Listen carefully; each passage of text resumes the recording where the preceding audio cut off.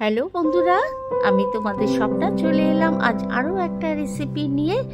আজ বানাবো নিরামিষ পুঁই শাক। তো চলো দেখে নাও। তো চলো বন্ধুরা, আজকে আমি তোমাদেরকে পুঁই শাক রান্না করে দেখাচ্ছি, একদমই নিরামিষ পুঁই শাক। তো চলো, খুব কম মশলা দিয়ে আমি পুঁই শাকটা রান্না করব। তো কড়াইতে তেল দিলাম, তেল দিয়ে এর মধ্যে আমি দুটো শুকনো লঙ্কা মাঝখান দিয়ে কেটে দিয়ে দিলাম, তার মধ্যে দিয়ে দিয়েছি পাঁচফোড়ন। এবার পাঁচফোড়ন আর লঙ্কা ভাজা হয়ে গেলে এর মধ্যে আমি কেটে রাখা সবজিগুলো দিয়ে দেবো। তো দেখো, এর মধ্যে আলু, কুমড়ো আর ডাঁটা, এইগুলোকে মোটা ডাঁটাগুলোকে আমি মাঝখান দিয়ে কেটে নিয়েছি। তো সব আনাজগুলো আমি তেলের মধ্যে দিয়ে দিলাম। এবার এগুলোকে আমি একটু ভালো করে ভাজা ভাজা করব, যাতে এই কাঁচা গন্ধটা চলে যায়। তো ভেজে এবার এর মধ্যে একে একে আমি মশলাগুলো দেবো। তার আগে দেখো, আমি খানিকটা নাড়াচাড়া করে একটু চাপা দিয়ে দেবো, যাতে ডাঁটা, আলু, কুমড়োটা একটু সেদ্ধ হয়, মানে খুব বেশি হবে না, একটু মজবে। তো তারপরে আমি মশলাগুলো দেবো। তো চলো, ঢাকাটা আমি দিয়ে দিই। তো কথায় আছে না, মাছের মধ্যে রুই আর শাকের মধ্যে পুঁই। আমাদের দেশের এই জনপ্রিয়, সুস্বাদু ও পুষ্টিকর অনেক ধরনের শাকের মধ্যে কিন্তু অন্যতম হচ্ছে এই পুঁই শাক। বাজারে কিন্তু সব সময় কম বেশি পুঁই শাক পাওয়া যায়। আর এই পুঁই শাক ইলিশ মাছ, চিংড়ি মাছ, ইলিশ মাছের মাথা দিয়ে মানে অসম্ভব ভালো লাগে। এটা বাঙালিদের অতি জনপ্রিয় একটা খাবার, কিন্তু অনেক পুষ্টিগুণও ভরা আছে এবং ভিটামিন সমৃদ্ধ এই পুঁই শাক যেমন রোগ প্রতিরোধে সাহায্য করে, আবার আমাদের ত্বকেরও কিন্তু সৌন্দর্য বাড়াতে বেশ কার্যকর। এতে আছে প্রচুর পরিমাণে ভিটামিন বি, সি, এ।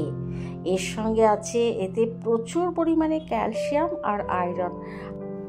এর মধ্যে থাকা অ্যান্টিঅক্সিডেন্ট রক্তচাপ স্বাভাবিক রাখতেও কিন্তু সাহায্য করে। পুঁই শাকে রয়েছে প্রয়োজনীয় ক্যালসিয়াম, খনিজ লোহা, ম্যাগনেসিয়াম আর জিঙ্ক।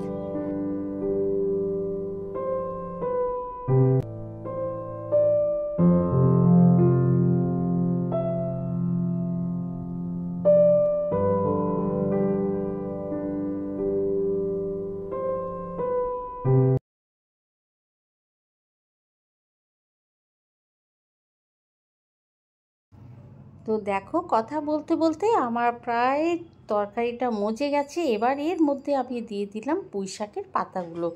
আর দেখেছো কি সুন্দর লাগছে দেখতে, পুরো কচি সবুজ পাতাগুলো, এত ভালো লাগে পুঁই শাক খেতে।